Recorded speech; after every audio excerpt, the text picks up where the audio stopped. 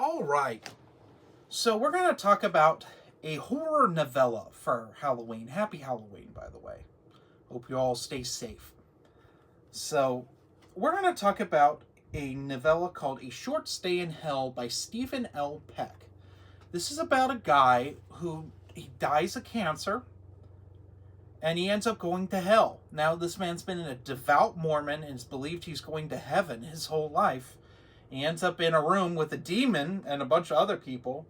And the demon's like, yeah, you didn't believe the true religion, so you're going to hell. But hells are different. It's not the religion is this obscure thing that's practiced in like a couple parts of Asia. Like it's so obscure. And our main character is sentenced to a library that's based off of the Library of Babel. It is basically almost infinite library, where people are wandering around trying to find the story of their life, 100% accurate. But most of these books are like a book that's just all A's, a book that's all periods. Like, it's nonsense. Like, it might as well be binary code. Nonsense. So all these people are wandering around this multi-leveled library. They have to eat still. They have to drink. They still need sleep. And each day they look for their story.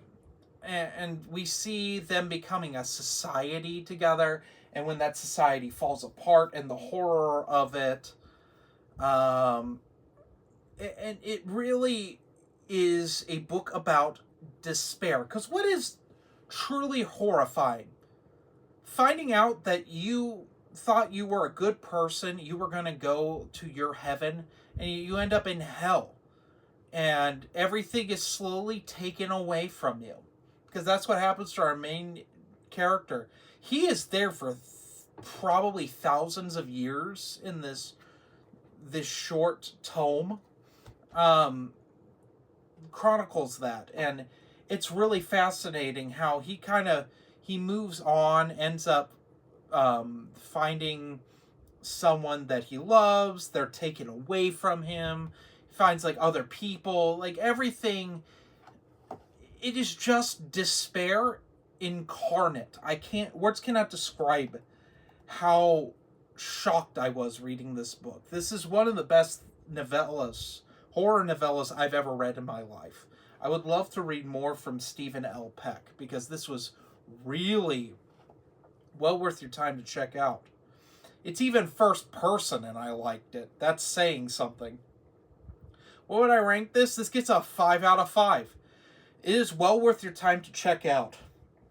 Very little stories stick with me. But since reading this, I think about it all the time. Like, it just pops into my head and I go, wow, that was a good book. And I would read this again. I might read this yearly. This is well worth your time to check out.